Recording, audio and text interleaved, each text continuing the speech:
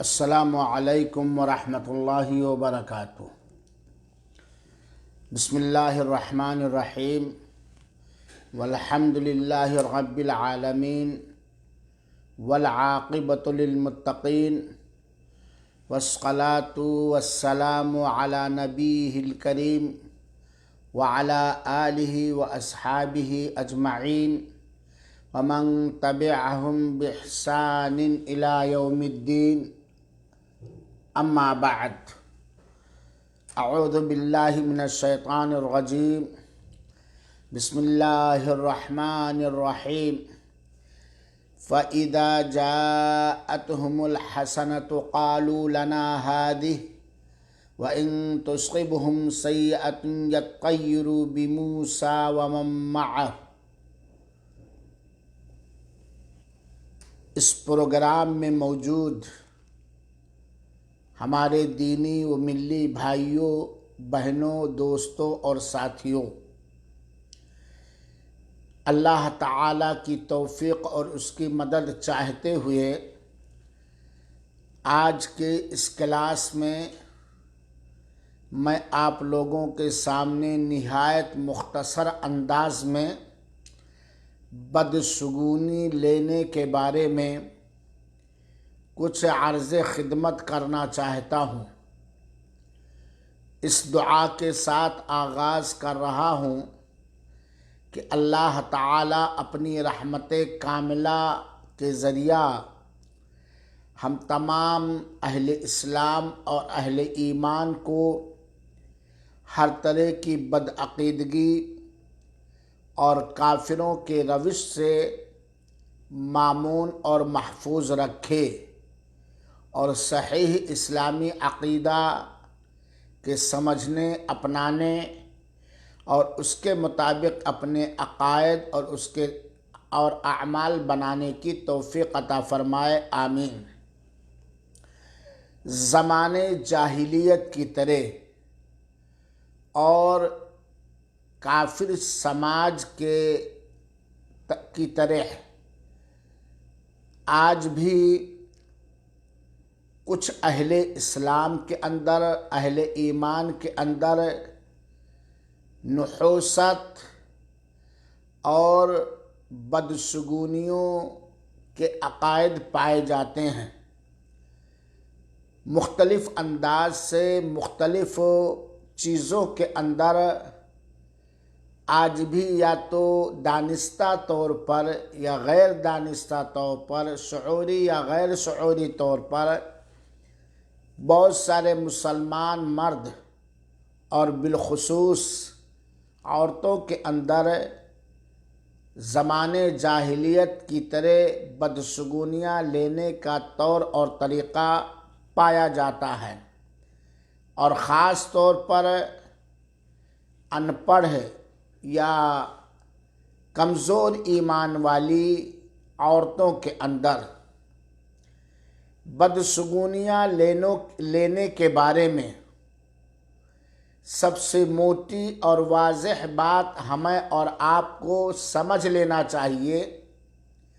کہ نحوست یا بدشگونی، بدفعلی لینا کافروں کا وطیرہ، کافروں کا سیوا رہا ہے، اور شریعت اسلامیہ نے اس چیز کو حرام اور ناجائز قرار دیا ہے۔ نحوست کسی چیز میں ماننا حرام اور ناجائز ہے۔ بدشگونی، برا شگون لینا، برا فعل لینا، یہ حرام اور ناجائز ہے، بلکہ یہ کافروں کا، مشرکوں کا ہمیشہ طریقہ رہا ہے۔ اللہ تعالیٰ نے سورہ اعراف کی آیت نمبر 131 کے اندر بیان فرمایا، فَإِذَا جَاءَتْهُمُ الْحَسَنَةُ قَالُوا لَنَا هَٰذِهِ وَإِن تُصِبْهُمْ سَيِّئَةٌ يَطَّيَّرُوا بِمُوسَىٰ وَمَن مَّعَهُ۔ جب ان پر کوئی خوشحالی آ جاتی، کوئی اچھا فائدہ ان کا ہوتا تو کہتے کہ یہ تو ہمارے لیے ہونا ہی چاہیے، یہ خوشحالی ہمارے لیے ہونا ہی چاہیے، یہ اچھائیاں ہمارے لیے ہونا ہی چاہیے۔ اور اگر ان کو کوئی پریشانی، کوئی بدحالی، کوئی تنگی پیش آتی تو حضرت موسیٰ علیہ السلام اور ان کے ساتھیوں کی بدشگونی بتلاتے، ان کی نحوست بتلاتے۔ ہمیں یہ بات معلوم ہونی چاہیے کہ عرب لوگوں میں سے اگر کوئی سفر وغیرہ کا ارادہ کرتا، گھر سے نکلتا سفر کے ارادے سے یا کسی کام کے ارادے سے، تو کسی پرندے اور چڑیا کو پکڑ کر ہوا میں وہ اڑاتا۔ جب ارادہ کرتا کسی سفر میں نکلنے کے لیے، کسی کام کے کرنے کے لیے، تو عموماً یہ عادت تھی کہ کوئی چڑیا پکڑتے، کوئی پرندہ پکڑتے اور اسے ہوا میں چھوڑ دیتے۔ اگر وہ پرندہ داہنے طرف جائے، اڑ جاتا تو وہ خوش ہو جاتے۔ جو شخص ایسا کرتا وہ مست و منگن ہو جاتا، وہ خوش ہو جاتا، خوش ہو کر اپنے کام کے لیے وہ نکل جاتا۔ گھر سے نکلے، مان لیا کسی کام کے لیے، پرندہ پکڑ کے چھوڑتے اور وہ پرندہ اگر داہنے جانب اڑتا ان کے تو بہت خوش ہو جاتے، بس میرا کام اب بن جائے گا، اب اس کام کے لیے وہ نکل جاتے۔ لیکن اگر پرندہ، وہ چڑیا بائیں جانب کو اڑتا تو نحوست سمجھ کر، بدفعلی لے کر، بدشگونی لے کر وہ واپس آ جاتے کہ میرا نکلنا اچھا نہیں ہوگا، میرا اس سفر میں نکلنا، یہ اس کام کے لیے نکلنا اچھا نہیں ہوتا، کیونکہ چڑیا نے بائیں جانب کا رخ کیا ہے، گویا داہنے جانب سے وہ خوش سگونی اور اچھا فال لیتے، اور جب چڑیا بائیں جانب جاتی تو بدشگونی لیتے، نحوست لیتے اور برا فال لیتے۔ جبکہ نبی کریم صلی اللہ علیہ وسلم نے اس عمل کا حکم، اس عقیدے کا حکم اس طرح فرمایا ہے جیسا کہ اللہ کے رسول کا فرمان ہے، الطیرۃ شرک، بدشگونی لینا، برا فال لینا یہ شرک ہے۔ یہ مسند احمد کی روایت ہے۔ علامہ البانی رحمۃ اللہ علیہ نے صحیح الجامع کے حدیث نمبر 3955 میں صحیح قرار دیا ہے۔ تو اللہ کے رسول اکرم صلی اللہ علیہ وسلم نے ان کے اس عمل کو، ان کے اس عقیدے کو شرک قرار دیا ہے کہ داہنے جانب پرندہ نکلا تو اچھا فال لے لو، اور بائیں جانب وہ داہنے جانب چڑیا اڑ کے گئی تو اچھا فال لے لو، خوش فالی لے لو، نیک فال لو، اور برے جانب نکلے تو چڑیا اڑا کر کے اس طرح لوگ نکالتے تھے۔ تو اللہ کے رسول اکرم صلی اللہ علیہ وسلم نے بدشگونی کو اور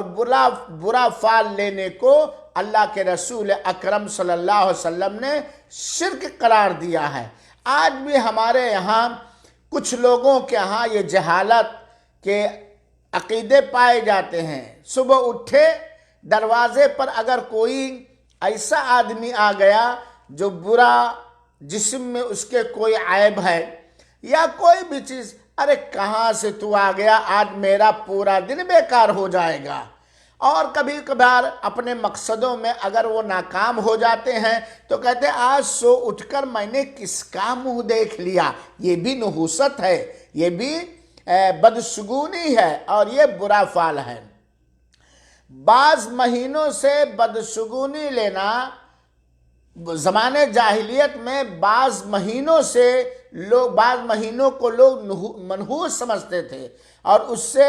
کیا کہتے ہیں بدشگونی اور برا فعل لیتے تھے. جیسے سفر کے مہینے کو وہ لوگ منحوس سمجھا کرتے تھے، اس میں برا فعل لیا کرتے تھے، بدشگونی لیا کرتے تھے. جیسا کہ آج کے زمانے میں تو ماہ محرم جو ہجری سال کا پہلا مہینہ اور حرام مہینوں میں سے ایک مہینہ ہے، اس کے اندر بھی لوگ نحوست اختیار کرتے ہیں، بدشگونی لیتے ہیں، برا فعل لیتے ہیں. چنانچہ زمانے جاہلیت میں بھی ماہ سفر میں نکاح وغیرہ نہیں کرتے، کہتے تھے یہ تو مہینہ منحوس مہینہ ہے، اور بدشگونی اور برا فعل لیتے. اور مہینوں ہی میں نہیں، بعض دنوں سے، جیسے کہ اس بات کا عقیدہ رکھنا کہ ہر ماہ کے آخری بدھ کا دن مسلسل منحوس ہے. بہت سارے لوگ زمانے جاہلیت کے مانند آج بھی یہ عقیدہ رکھتے ہیں کہ ہر مہینے کا آخری بدھ یہ منحوس ہے. توبہ توبہ. یا نمبروں میں سے کچھ نمبروں کو کچھ لوگ منحوس سمجھتے ہیں، جیسے 13 نمبر ہے وغیرہ وغیرہ. بعض ناموں اور معذور میں سے کسی کو منحوس سمجھنا، جیسا کہ کوئی شخص اپنی دکان کھولنے کے لیے جائے اور راستے میں کسی بھینگے آدمی کو، کسی ترچھی آنکھ والے آدمی کو، کسی عیبدار کو دیکھے تو کہا یار آج میں نے اس عیبدار کو دیکھ لیا، اس کانے کو دیکھ لیا، اس بھینگے کو دیکھ لیا، اس لنگڑے کو دیکھ لیا، یہ کام پورا نہیں ہو سکتا ہے اور کام سے واپس آ جائے. یہ چیزیں زمانے جاہلیت سے چلی آ رہی تھی اور آج بھی یہ چیزیں کچھ مسلم سماج کے اندر پائی جاتی ہیں. یہ اعتقاد کہ کسی عیبدار جسم والے کو دیکھ لیں گے تو میرا شبھ نہیں ہوگا، مبارک نہیں ہوگا، کام نہیں ہوگا، یا محرم کے مہینے کو منحوس سمجھنا، بدشگونی لینا، یا ماہ سفر، یا بعض تاریخوں کو، یا مہینے کے آخری بدھ کو وغیرہ وغیرہ، کسی بھی چیز کے بارے میں بدشگونی لینا، برا فعل لینا، منحوس سمجھنا، یہ عقیدے توحید کے خلاف ہے، یہ شرک ہے. کمال توحید کے بالکل یہ منافی، یہ سب حرام اور شرک میں سے شمار کیا گیا ہے. کیونکہ دیکھیے آپ نے چڑیا اڑایا، اللہ تعالیٰ کے حکم سے چڑیا جدھر چاہتی ہے جاتی ہے. ہر چیز کے اللہ تعالیٰ نے ہر چیز کے اندر خیر رکھا ہے، بھلائی رکھی. یہ الگ بات ہے کہ ہم اس خیر اور بھلائی کا علم نہ رکھ سکیں، نہ جان سکیں، کیونکہ وہ چیزیں جو آگے ہونے والی ہیں وہ غیب سے ہیں. نبی کریم صلی اللہ علیہ وسلم نے ایسے لوگوں سے جو بدشگونیاں لے، سال کے کسی مہینے سے، یا کسی عیبدار آدمی سے، یا کسی دن سے، یا کسی نمبر سے، یا کسی بھی چیز سے، ایسے لوگوں سے ہمارے پیارے حبیب جناب محمد مصطفیٰ صلی اللہ علیہ وآلہ وسلم نے براءت اور بے تعلقی کا اعلان فرمایا ہے. ایسے لوگوں سے اللہ کے رسول نے بے تعلقی کا اعلان فرمایا، براءت ظاہر کی ہے. چنانچہ حضرت عمران بن حسین رضی اللہ تعالیٰ عنہ کی روایت میں ہے، جو روایت محدثین میں سے کچھ لوگوں نے اس پر کلام کیا ہے. حدیث یہ ہے کہ لیسا منا من تطیر او تطیر لہ ولا تکہن ولا تکہن لہ وَأَدُنُّهُ قال او سحر او سحر لہ. یہ روایت طبرانی کی ہے، طبرانی کبیر کی یہ روایت ہے، جس کا ترجمہ یہ ہے کہ اللہ کے رسول اکرم صلی اللہ علیہ وسلم نے فرمایا، ہم میں سے وہ نہیں ہے جس نے بدشگونی لی یا اس کے لیے بدشگونی لی گئی ہو. ہمارے طریقے پر، ہمارے راستے پر وہ شخص نہیں ہے جو خود بدشگونی لے، برا فعل لے، یا اس کے لیے بدشگونی اور برا فعل لیا گیا ہو. اور ہم میں سے ہمارے طریقے پر وہ بھی نہیں ہے جس نے کہانت کی ہو، اور میں کہانت کے بارے میں بتلا چکا ہوں کہ غیب کی چیزوں کی خبر دینا یا اس کے لیے کہانت کی گئی ہو۔ راوی کہتے ہیں مجھے ایسا بھی لگتا ہے کہ آپ صلی اللہ علیہ وسلم نے یہ بھی فرمایا ہمارے راستے پر وہ بھی نہیں ہے جس نے کوئی جادو کیا یا اس کے لیے جادو کیا جائے۔ تو اللہ کے رسول اکرم صلی اللہ علیہ وسلم نے اس حدیث شریف کے اندر بدشگونی لینے والوں سے یا جس کے لیے بدشگونی لی جائے، بدفعلی لینے والوں سے یا جس کے لیے بدفعلی لیا جائے وغیرہ وغیرہ، ان سے علی الاعلان بری ہونے کا، براءت کا اعلان فرمایا ہے۔ اور جو شخص کوئی بھی ہو، چاہے وہ مرد ہو چاہے وہ عورت، اس طرح کے معاملات میں اگر کوئی مبتلا ہو جائے تو اسے کیا کرنا چاہیے؟ توبہ کرنا چاہیے، اسے چھوڑ دینا چاہیے، کیونکہ یہ طریقہ کافروں کا طریقہ ہے۔ کسی کی چیز کے بارے میں، کسی نمبر کے بارے میں، کسی کے عیبدار کے بارے میں یا کسی کے بارے میں برا فعل لینا، بدشگونی لینا، یہ مسلمانوں کا عقیدہ نہیں ہے، مسلمانوں کا طریقہ نہیں، بلکہ یہ مشرکوں کا طریقہ ہے، یہ کافروں کا طریقہ ہے۔ بلکہ ایک روایت کے اندر اس کا کفارہ بھی اس طرح آیا۔ حضرت عبداللہ ابن عمر رضی اللہ عنہ کی حدیث ہے کہ اللہ کے رسول نے فرمایا جس شخص کو بدشگونی نے، جس آدمی کو بدشگونی نے اس کی کسی حاجت کو پورا کرنے سے روکا تو اس نے شرک کیا۔ آدمی کام کے لیے نکلا، سفر کے نکلا، اب کوئی چیز دیکھا اور لوٹ آیا کہ اس سے میرا اچھا نہیں ہوگا، یہ بدشگونی ہے، میرا کام اب نہیں بنے گا، اچھا نہیں ہوگا۔ تو اللہ کے رسول اکرم صلی اللہ علیہ وسلم فرماتے ہیں جس کو کسی نے روکا تو صحابہ کرام نے فوراً سوال کیا اے اللہ کے رسول صلی اللہ علیہ وسلم اس کا کفارہ کیا ہے؟ اگر کوئی اس طرح کی بدعقیدگی کا شکار ہو جائے تو اس کا کفارہ کیا ہے؟ تو آپ صلی اللہ علیہ وسلم نے فرمایا کہ ان میں سے کوئی یہ کہے یا اللہ تیری خیر و بھلائی کے سوا کوئی بھلائی نہیں، تیرے خیر اور بھلائی کے سوا کوئی بھلائی نہیں، اور تیرے شگون کے سوا کوئی شگون نہیں، اور تیرے سوا کوئی معبود برحق نہیں ہے۔ یہ علامہ ابن باز رحمۃ اللہ علیہ نے مسند احمد کی سند میں اس میں ایک راوی ہے ابن لہیہ جن کو بہت سارے محدثین نے ضعیف قرار دیا ہے اس روایت کو، البتہ سلسلۃ الاحادیث صحیحہ میں علامہ البانی رحمۃ اللہ علیہ نے اس کی کئی سندیں ذکر کی ہیں اور اس حدیث کو صحیح قرار دیا ہے۔ سامعین کرام، شگون لینا لوگوں کی فطرت میں ہے، شگون لینا یہ لوگوں کی فطرت میں داخل ہے، یہ کسی میں کم ہوتا ہے اور کسی میں بہت ہی زیادہ ہوتا ہے، اور اس کا سب سے اہم علاج کیا ہے؟ بدشگونی کا یا شگون کا سب سے اہم علاج کیا ہے کہ ہمیں ہر حال میں ہر طرح سے اللہ وحدہ لا شریک جو مختار کل ہے، جس کے ہاتھ میں ہر چیز کی بادشاہت ہے، اس پر مکمل طریقے سے توکل اور بھروسہ کیا جائے۔ اور اللہ تعالیٰ نے قرآن کریم میں ارشاد فرمایا ہے وَمَن يَتَوَكَّلْ عَلَى اللَّهِ فَهُوَ